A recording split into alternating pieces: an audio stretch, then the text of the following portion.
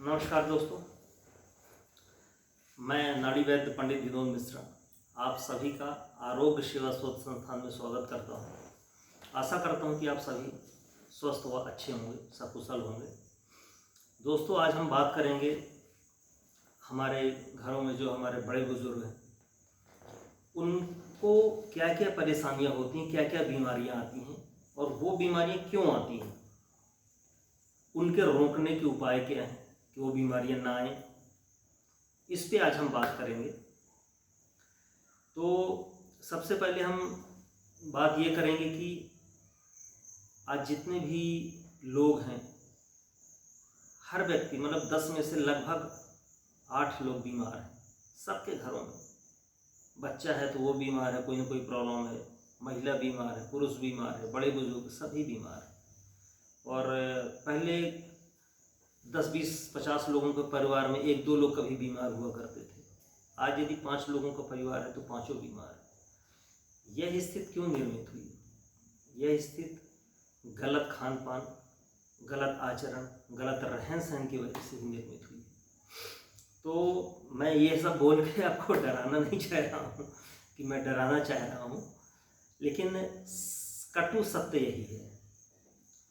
और आज हालांकि कोरोना ने काफ़ी हद तक यह बता दिया है कि आपको आयुर्वेद के आसपास ही रहना है और संयमित जीवन जीना है, साफ सफाई से रहना है। तो बहुत सारे लोगों को अब समझ में आ गया है, बहुत सारे लोगों को जो भी गलत चीज़ें थी लोग अब सुधार रहे हैं। धीरे धीरे आना ही पड़ेगा, क्योंकि जहाज का पंछी कितना भी उड़ ले लौट के जहाज में ही आता है, ये पुरानी कहावत है। तो लोग नेचर से और आयुर्वेद से दूर कभी जा नहीं सकते। जाएंगे तो बुरे परिणाम उनको भुगतने ही पड़ेंगे और भुगत रहे हैं लोग। ऐसी ऐसी भयावह बीमारियां आ रही हैं। खैर ठीक है, तो आज हम बात करेंगे कि जो हमारे बड़े बुजुर्ग हैं उनको बीमारियां कौन कौन से घेर लेती हैं, क्यों आती हैं। तो इस पे जो कारण होता है वो एक कारण ही होता है, गलत खान पान। बेसिक 90% यही, 10% में कुछ जेनेटिक आते हैं, जो वंशानुगत रोग होते हैं वो आ जाते हैं। बाकी 90% गलत खान पान की वजह से ही बीमारियां पैदा होती हैं। अब जैसे अभी ये बारिश का मौसम है, अभी आषाढ़ लग गया है, अभी आज 14 जून है अभी। तो ये जो बारिश का समय होता है, इस समय पे जितने भी पुराने रोग होते हैं ये सब उभर के आते हैं। चाहे बच्चे हों, बड़े बुजुर्ग हों, महिलाएं हों, सभी के रोग ये उभर के आते हैं। कोई भी रोग यदि अंदर दबा हुआ है तो वो उभर के ही आएगा। यही एक सीजन होता है। क्यों? क्योंकि नेचर भी यही करती है। कैसे? अभी बारिश का समय है, जितने भी फल फूल पेड़ पौधों के जो बीज धरती के अंदर, मिट्टी के अंदर पड़े होंगे, जैसे ही पहली बारिश गिरी सारे अंकुरित होकर बाहर निकल आते हैं। उसी तरह जो रोग के हमारे बीज पड़े हुए हैं अंदर, वो भी ऐसे ही बाहर निकलते हैं। तो जैसे आपने देखा होगा कि कोई पुरानी चोट हुई, कोई पेड़ से यदि गिर गया है, या कहीं कहीं हड्डियों में आपको कुछ चोट लगी हुई थी, तो बारिश के समय पे कहीं सीने में दर्द, पीठ में दर्द, ऐसी बहुत सारी तकलीफ़ें आती हैं और लोगों को हमने देखते कहते सुना है। तो यही रीज़न है। और ये जो समय है ना, ये जो 3 महीने का समय है, ये सबसे सेंसिटिव समय माना जाता है। तो अब हम इससे कैसे बचें, कौन कौन सी परेशानियां भी आ सकती, बीमारी आ सकती हैं। तो सबसे पहली चीज़ तो हम ये कहना चाहेंगे कि जो हमारे बड़े बुजुर्ग हैं उनकी उम्र जैसे ही, आज के जो बुजुर्ग हैं वो तो 40 साल से ही स्टार्ट हो जाता। पहले के बुजुर्ग 60 साल 70 साल से स्टार्ट होते थे, जो बुजुर्ग जिनको हम बोलते थे। तो जो एवरेज लाइफ है, पहले 100 वर्ष जो हुआ करती थी, वो आज एवरेज लाइफ 50-60 साल हो गई है। आज 30 साल 32 साल के लोगों को अटैक आ रहा है, शुगर 8-8 साल के बच्चों को शुगर हो रहा है। ये गलत खान पान नहीं है तो और क्या है? तो खान पान हमें सुधारना होगा। हमारे घर के जो बड़े बुजुर्ग हैं उनको जो समस्या आती है, पहली समस्या आती है वात रोग। अब वात रोग क्यों आती है? बुजुर्गों को सबसे ज़्यादा वात की ही शिकायत आती है। वात की शिकायत इसलिए आती है कि क्योंकि आयुर्वेद में चरक संहिता में लिखा हुआ है कि जो हमारे छोटे बच्चे होते हैं, जो बाल्यावस्था 13 साल 15 साल तक की अवस्था के जो बच्चे होते हैं, उनको सबसे ज़्यादा रोग होंगे तो वो कफ के रोग होंगे। जो जवान है, 18 साल के ऊपर है, 15 साल के ऊपर और 25 साल 30 साल तक के लोग हैं, 40 साल तक के लोग हैं, ये जवान में इनकी गिनती आती है। तो इनको जो रोग होंगे वो पित्त से रिलेटेड होंगे, पेट से संबंधित बीमारियों से ग्रसित होंगे। लेकिन जो हमारे बुजुर्ग हैं 40 साल के ऊपर और 100 साल तक के लोग, उनको अधिकतम बीमारियां जो आएंगी वो वात की आएंगी, वात जनित रोग आएंगे, हड्डियों से संबंधित समस्याएं आएंगी। आंखों में कम दिखाई देना, चश्मे का नंबर बढ़ना, प्रोस्टेट हो जाना,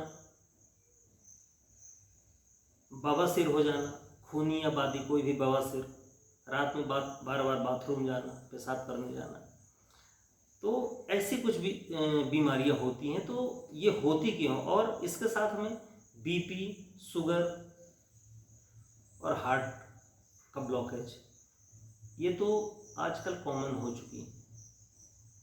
अब ये होती क्यों है, इनकी सबसे पहली शुरुआत जो होती है वो होती है आपका कफ पित्त वात तीनों को बिगड़ने से। अब तीनों बिगड़ जाते हैं, हमें पता ही नहीं चलता, पता चल जाता है लेकिन हम लोग टालते भी रहते हैं। हमें थोड़ी बहुत तकलीफ होती है, हमें लगता है ठीक है, ठीक हो जाएगा, टाल देते हैं, ठीक होगा, टाल देते हैं। या ज़्यादा हुआ तो मेडिकल से जाके हमने 10-50 रुपए की कुछ गोलियां ले ली, कुछ दिन खाई दर्द की, वो ठीक हो गया, उसके बाद हम शांत हो गए। लेकिन उसको जड़ से हम ख़त्म नहीं करते। जब बहुत ज़्यादा हो जाता है, जब गोलियां खा खा के हम थक जाते हैं, परेशान हो जाते हैं, तो फिर सोचते हैं कि अब आयुर्वेद की ओर चला जाए। तो आप सभी से यही मेरी गुजारिश है कि आयुर्वेद में यदि हम पहले से ही आ जाएं तो हमारी बहुत सारी जो समस्याएं हैं वो ख़त्म हो जाएं। समस्याएं बहुत ज़्यादा बढ़ने नहीं पाए, उसके पहले ही ख़त्म हो जाएगी समस्या।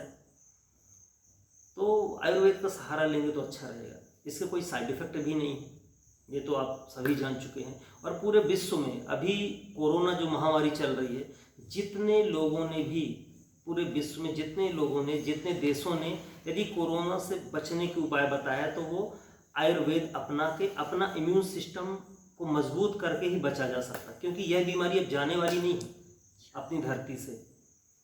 तो जो इम्यूनिटी यदि हम बढ़ा लेंगे, इम्यून सिस्टम अच्छा हो जाएगा, तो कोरोना हम पे अटैक कर ही नहीं पाएगा, हम हमले के शिकार नहीं हो पाएंगे। तो वही व्यक्ति बचेगा जिसका इम्यून सिस्टम मजबूत होगा। इम्यूनिटी बढ़ाने के लिए बहुत सारी चीज़ें हैं, उसका भी उपयोग कर सकते हैं। अब हमारे जो बुज़ुर्ग हैं उनको पहली समस्या तो ये आती है कि जो उनके घुटने में दर्द होता है, वात की शिकायत होती है, ये होती है कब्ज बढ़ने से। कब्ज जब लगातार बना रहता है तो इसको अनदेखा हम करते हैं। 2 साल 4 साल 5 साल 10 साल का पुराना कब्ज होता है तो धीरे धीरे आपका खून खराब होना चालू होता है। और जब खून खराब हो जाता है तो कम से कम 48 रोग तो ये होते हैं। और जब 48 रोग ये होते हैं, कफ पित्त वात तीनों यदि बिगड़ गया तो 148 रोग होते हैं। इनको यदि हम समझ जाएं समय रहते तो बहुत सारी बीमारियों से, जैसे जो हार्ट का प्रॉब्लम होता है, जो बीपी का प्रॉब्लम होता है, जो शुगर का प्रॉब्लम है, ये सब खून की खराबी से ही होते हैं। तो जो गलत खान पान की वजह से टॉक्सिन, जो जहरीले तत्व तो हमारे अंदर जाते हैं, उन्हीं से तो खून खराब होता है। तो शरीर में सुन्नपन आता है, कैल्शियम कम हो जाता है, सारे पोषक तत्व तो हम भोजन में ले नहीं पाते हैं। तो ऐसी बहुत सारी बीमारियाँ आती है। तो हम कफ पित्त वात तीनों बैलेंस रखना है और कब्ज ना होने पाए। खाना थोड़ा सा भूख से कम खाना है, रेशेदार चीज़ें ज़्यादा लेना है, हरी सब्जियां फल ज़्यादा खाना है, टहलना है, समय पे सो के उठना है, एसिडिक चीज़ें कम लेना है, एल्केलाइन चीज़ें ज़्यादा लेना है। ऐसी चीज़ें आप अपना सकते हैं। अब इसी के साथ में जैसे बुजुर्गों को दिखाई कम देता है, चश्मे का नंबर बढ़ रहा है, तो आप त्रिफला का चूर्ण जो होता है उसका पाउडर ले सकते हैं। उसके पाउडर को रात में भिगो के और उसके पानी से सुबह यदि आप आंखें धोते हैं तो धीरे धीरे आप 5 से 6 महीने में निश्चित तौर पे, बहुत सारे लोगों का हुआ, आंखों के चश्मे के नंबर कम हो जाते हैं और बहुत सारे लोगों के तो चश्मे ही उतर जाते हैं। मोतियाबिंद हो जाता है। मोतियाबिंद के लिए आप जो गौमूत्र होता है, प्याज का रस हुआ और 1-2 औषधियाँ और है, वो मिला के यदि आप आँखों में डालते हैं तो लगभग 3 से 4 महीने के अंदर मोतियाबिंद खत्म हो जाता है पूरी तरह से। अब गौमूत्र कौन सा इस्तेमाल करना है? गौमूत्र हम समझते हैं कि कोई भी गाय दिखी उसका मूत्र हम उपयोग कर लेंगे। जी ऐसा नहीं है। आजकल लगभग जितनी भी डेयरी में गायें हैं, आप दूध व्यवसाय हो गया। तो जितनी भी गाय हैं सब विदेशी नस्ल की हैं या कि क्रॉस है, क्रॉस ब्रीड है, लेकिन देसी नहीं है। देसी गाय की पहचान है कि उसके कुबड़ निकला हुआ होता है, तो उसी का गौमूत्र काम में आता है। और वो भी नहीं कि देसी गाय भी है, लेकिन यदि बंध के खा रही है, किसी डेयरी में खा रही है बंध के, किसी के घर पे बंध के खा रही है, तो उसका उतना उपयोग नहीं आएगा। वो जंगल जरूर चरने जाना चाहिए, बाहर की घास फूस खाना चाहिए। तो उस गाय का जो गौमूत्र होता है उससे जो दवा बनेगी वो श्रेष्ठ होगी। आप चाहें तो आप बना नहीं सकते या ढूंढ नहीं सकते, तो आप यह दवा हमसे भी मंगवा सकते हैं। पूरे भारत से अभी भी कोरियर, पूरे भारत में कोरियर जाता है और स्पीड पोस्ट से मुश्किल से 3 या 4 दिन में दवाइयाँ पहुंच जाती हैं। तो यदि बना नहीं सकते तो दवा आप हमसे मंगवा भी सकते हैं और परामर्श ले सकते हैं, सलाह ले सकते हैं। यदि कोई भी समस्या है तो सलाह ले सकते हैं। अब जैसे बुजुर्गों को हमारे और एक समस्या थी, रात में बार बार बाथरूम जाना, प्रोस्टेट बढ़ जाना। कई बार हम जब हमारे शरीर में कब्ज बनता है तो हम ज़्यादा जोर लगाते हैं फ्रेश होते समय। जब ज़्यादा जोर लगाएंगे तो स्वाभाविक है कुछ ना कुछ तकलीफ तो आएगी। लोग समझ नहीं पाते, बहुत ज़्यादा जोर लगाते हैं या जल्दबाजी में रहते हैं, तो उससे प्रोस्टेट हो जाता है, बवासीर हो जाता है। कब्ज जैसे लंबे समय तक रहेगा तो बवासीर भी हो जाता है, खूनी आबादी कोई भी हो जाता है। ऐसी बहुत सारी बीमारियाँ, तो इनसे बचना है तो खान पान में आयुर्वेदिक चीज़ें शामिल करिए। अब जैसे मैंने त्रिफला की बात करी, त्रिफला यदि आप लेते हैं तो त्रिफला में जो फैक्ट्री मेड त्रिफला होता है और घर का बना हुआ होता है, उनमें जमीन आसमान का अंतर है। उसमें आप आंवला, जो फैक्ट्री मेड में जो आंवला लोग लेते हैं तो वो केमिकल से उगाया हुआ आंवला होता है, धूप में नहीं सुखाते, ड्रायर में उस आंवले को सुखाते हैं, तो वो उतना ज़्यादा महत्व का नहीं रह जाता। तो ऐसी चीज़ों का चुनाव करें जिसमें केमिकल का यूज़ ना हुआ हो, तो वो चीज़ें आपको फ़ायदा करेंगी।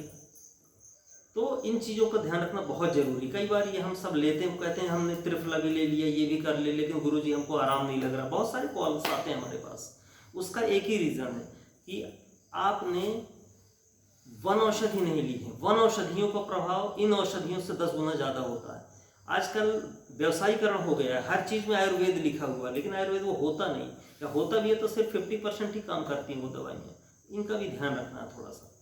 तो घर में कई बार हमारे बुजुर्ग होते हैं, चलने फिरने में कई पैर स्लिप हो जाता है, गिर जाते हैं, इसके लिए हमें घर पे रबड़ की मेट बिछा के रखना चाहिए, उसका भी ध्यान रखना चाहिए। कहीं पानी आनी पड़े उसको तुरंत पोंछ दें, तो बुजुर्गों के लिए ये अच्छा होता है। उनके लिए फाइबर वाली रोटियां ज़्यादा करें, मल्टीग्रेन आटे की रोटियां बनाएं जिससे उनको कब्ज ना रहे। पपीते का इस्तेमाल करें, चीकू का इस्तेमाल करें। ऐसे बहुत सारे फल हैं। खट्टे फल का उपयोग कम करें जिससे एसिडिटी ना हो, क्योंकि ऑलरेडी एसिड आपके पेट में बन रहा है, लेकिन ऊपर से भी यदि खट्टे फल लेंगे तो एसिडिटी ज़्यादा बनेगी, तो कब्ज होगी, फिर दिक्कत आएगी, गैस की समस्या होगी। ऐसी बहुत सारी अनगिनत समस्याएं हैं। तो ये जो कुछ छोटी छोटी बेसिक चीज़ें मैंने बताई, उनका यदि आप उपयोग करते हैं तो निश्चित तौर पे बहुत सारी बीमारियां आपकी स्वतः खत्म हो जाएंगी, या हो गई हैं तो एक बार ये दवा लेके, कई बार क्या बीमारियां हमें हो जाती तो अगली बार के लिए ठीक है, हमें परहेज मिल गया कि ये खाने से ऐसा होता तो नहीं खाएंगे, लेकिन जो बीमारी अंदर चली गई है उसको कैसे निकालें, उसके लिए आप आयुर्वेदिक पहले दवाइयाँ करिए। 2-3 महीने के खुराक में ये बीमारियां जड़ से ख़त्म हो जाती हैं। घुटने का दर्द हुआ, कंधे का दर्द हुआ, सर्वाइकल है, साइटिका है, सुन्नपन है, मिर्गी है, ऐसी बहुत सारी असाध्य बीमारियां 3 से 6 महीने में समाप्त हो जाती हैं, जड़ से समाप्त होती हैं बीमारी आयुर्वेद से। तो आप दवाई मंगवा भी सकते हैं, और दवाई मंगवाने के लिए आप हमें, हमारा जो पर्सनल नंबर है, व्हाट्सअप नंबर है, उस पर कॉल कर सकते हैं। हमारा जो आरोग्य सेवा शोध संस्थान का नंबर है, पिछले आप 60 सालों से यह संस्था आपके सेवा में काम कर रही है, तो आप दवाइयाँ मंगवा सकते हैं।